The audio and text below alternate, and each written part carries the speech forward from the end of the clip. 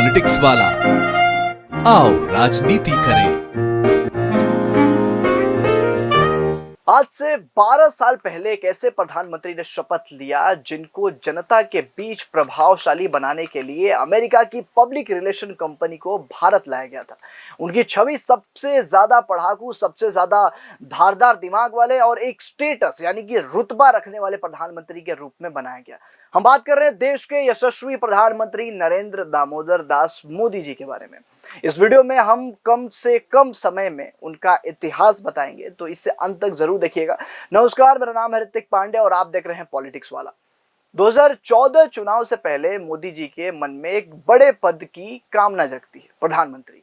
अब इस पद के लिए वो ऑरा भी तो होना चाहिए, सक्षम होने चाहिए, इंटेलेक्चुअल होने चाहिए। तो 2014 से पहले नरेंद्र मोदी की छवि को राष्ट्रीय और अंतर्राष्ट्रीय स्तर पर मजबूत बनाने के लिए जिस नाम की सबसे ज्यादा चर्चा हुई वो था एपीसीओ वर्ल्ड वाइड।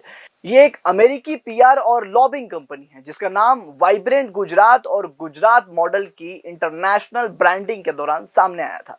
कहा जाता है कि गुजरात मॉडल को सिर्फ एक राज्य की विकास कहानी की तरह नहीं बल्कि एक नेशनल विजन की तरह पेश किया गया। बड़े बड़े इन्वेस्टमेंट समिट, विदेशी मेहमान, चमकदार प्रेजेंटेशन, ग्लोबल मीडिया कवरेज, सब कुछ इस तरह तैयार किया गया कि नरेंद्र मोदी की छवि एक ऐसे नेता की बने जो निर्णायक भी है, मॉडर्न भी है और डेवलपमेंट फोकस्ड भी है। यहीं से भारतीय राजनीति में एक नया दौर शुरू हुआ जहां नेता सिर्फ नेता नहीं बल्कि ब्रांड बन गए।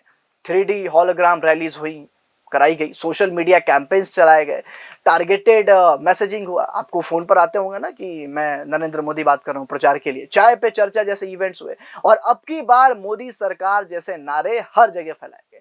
इन सब ने मिलकर राजनीति को कॉर्पोरेट मार्केटिंग की तरह बदल दिया। पहली बार भारत में किसी नेता की इमेज को इतने बड़े स्तर पर प्रोफेशनली मार्केट किया गया, डेवलपमेंट को प्रोडक्ट की तरह पेश किया गया, नारों को भावनात्मक हथियार बनाया गया और मीडिया प्रोजेक्शन को चुनावी रणनीति का सबसे बड़ा हिस्सा बनाया गया। और यही वजह है कि 2014 का चुनाव सिर्फ रैलीज और भाषणों का चुनाव नहीं बल्कि विचारधारा बनाने का चुनावी भी था।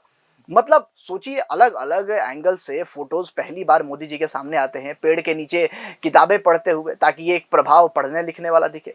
जनता के बीच रोड शो प्रदर्शन का ट्रेंड भी मोदी जी ने ही शुरू किया। कई किताबें लिखी उन्होंने जिसका नाम भी शायद ही आपको पता हो। मतलब हम ऐसा नहीं कह रहे हैं कि छवि आजकल कोई नहीं बनाता, सभी बनाते हैं, सभी नेता छवि बनाते हैं, लेकिन इसकी शुरुआत बड़े पैमाने पर करने वाले हमारे मोदी जी थे। जितनी भी स्कीमें लाई मोदी जी ने उनमें से ज्यादातर तो फेल ही हुए। नोटबंदी हुई, आपने देखा होगा, डिमोनेटाइजेशन, क्या निकला? काला धन छुप गया, अभी भी तो बाहर ही है। स्किल इंडिया फेल हुआ, स्मार्ट सिटी मिशन फेल हुआ, मेक इन इंडिया फेल हुआ, प्रधानमंत्री उज्जवल योजना, एलपीजी गैस सिलेंडर के बारे में तो पूछो ही मत, जीएसटी, एग्रीकल्चर एक्ट, सब लगभग ध्वस्त है। और अगर कोई कहे कि ये कैसे कह रहे हो तो उसका मूल्यांकन आप खुद पिछले 12 वर्षों की तुलना में कर लीजिएगा। लेकिन एक बात है कि मोदी जी समय खुलकर मांगते हैं। पहली बार 2014 में जब आए तो 60 दिन मांगा, फिर आए तो 90 दिन मांगा और इस बार तो 6 महीने की मांग की थी। तो इसी समय के साथ हमने भी आपको थोड़े समय में एक ऐसा इतिहास बताया जो शायद आपको मानना भी पड़ेगा और नहीं भी, आपके ऊपर है। लेकिन ये तो रिपोर्ट कहती है कि मोदी जी स्मार्ट आदमी तो है। फिलहाल वीडियो में बस इतना ही। अगर आपको वीडियो पसंद आया हो तो चैनल को सब्सक्राइब करें और वीडियो को लाइक जरूर करें। मैं ऋतिक पांडे मिलता हूं एक और नए वीडियो के साथ। देखते रहिए पॉलिटिक्स वाला।